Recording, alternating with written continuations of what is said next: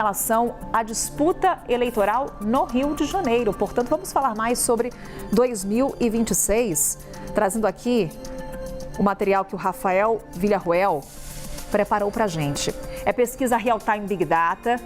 Eduardo Paes lidera cenários para o governo do Rio de Janeiro em 2026. O atual prefeito da capital fluminense, figurando aí na liderança do levantamento. Foram realizadas 1.500 entrevistas entre os dias 1º e 2 de dezembro.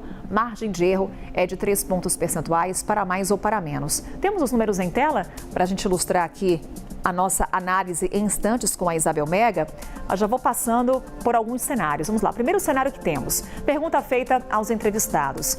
Se as eleições fossem hoje e os candidatos fossem esses, em quem o senhor ou senhora votaria para governador do Rio de Janeiro? Num cenário entre Eduardo Paes, Rodrigo Bacelar, bombeiro Rafa Luz, Ítalo Marcilli, William City, temos o atual prefeito do Rio de Janeiro liderando com 55% dos votos. Portanto, uma vitória em primeiro turno nesse primeiro cenário. Num segundo cenário, que também trazemos em tela para vocês, temos Eduardo Paes, Rodrigo Bacelar, Washington Reis, Ítalo Marcilli e o bombeiro Rafa Luz e também o William City. Temos o Eduardo Paes com 53%, portanto, também vitória em primeiro turno. Terceiro cenário, ainda com o nome de Eduardo Paes na liderança, com 51%. Aí temos a inclusão do nome do Antony Garotinho, que já foi governador do Rio de Janeiro, do Republicanos, com um empate dentro da margem de erro com Rodrigo Bacelar. Antony Garotinho com 15%, Bacelar com 13%, mas Eduardo Paes também passando da faixa dos 50%. Temos mais um cenário? Mais uma vez o nome de Eduardo Paes, agora com 45% dos votos. Portanto, nesse quarto cenário, Eduardo Paes sai da casa dos 50%. Temos a inclusão do Capitão Pimentel, ex-BOP, com 15% das intenções de voto nesse levantamento. Empatado dentro da margem de erro com Washington Reis, do MDB, Rodrigo Bacelar aparece com 10%. Temos mais outro cenário?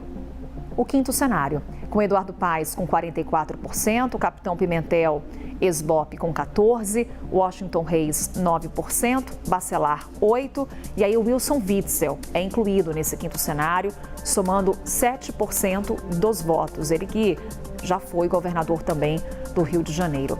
Ítalo Marcilli, 3%, bombeiro Rafa Luz, 2%, assim como William City.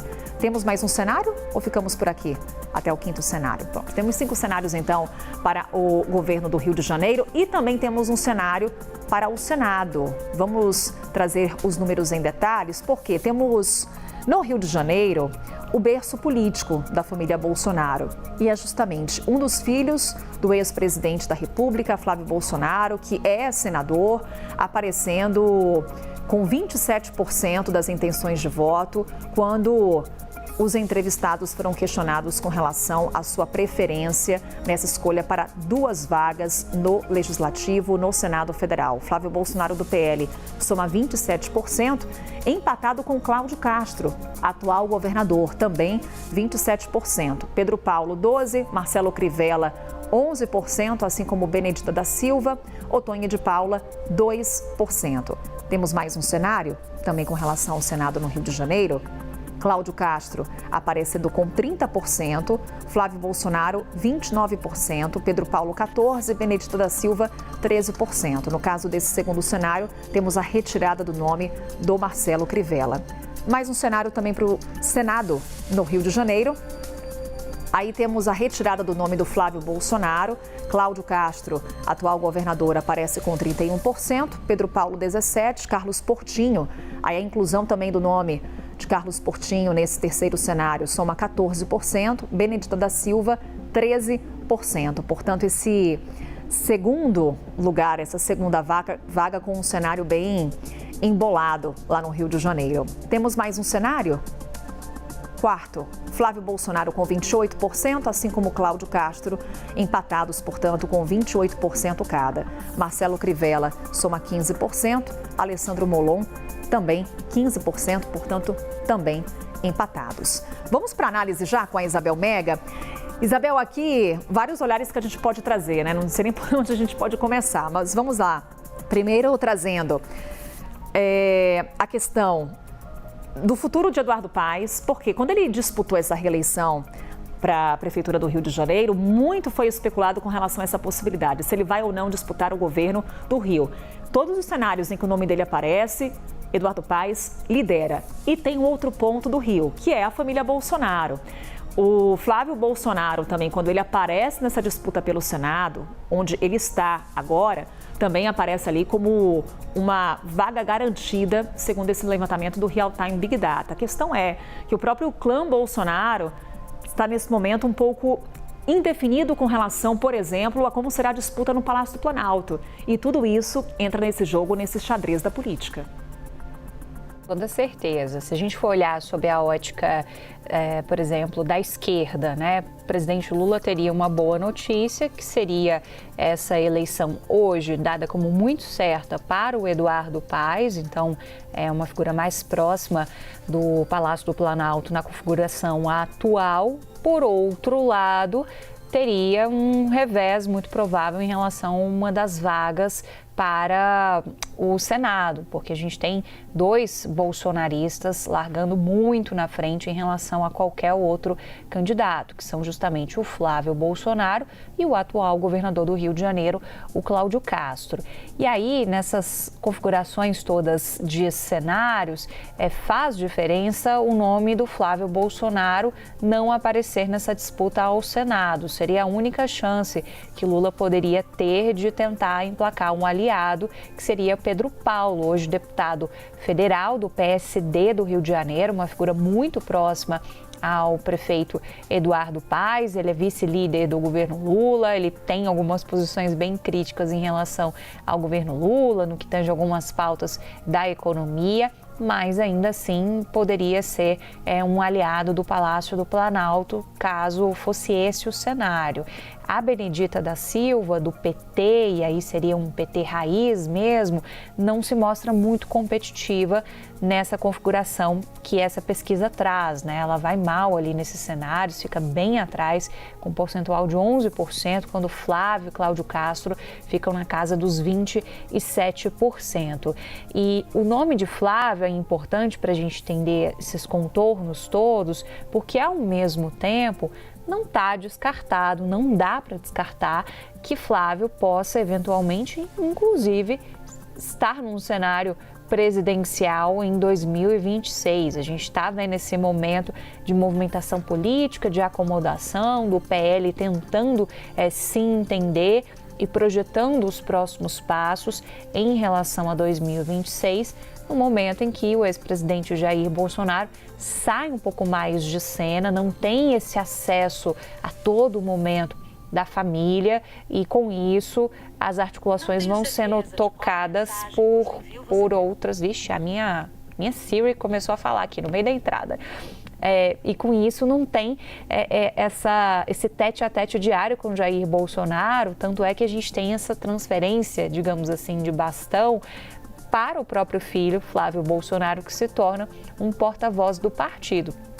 Então, são cenários que importam também e que vão fazer diferença em algumas disputas muito importantes, como a disputa ao Senado.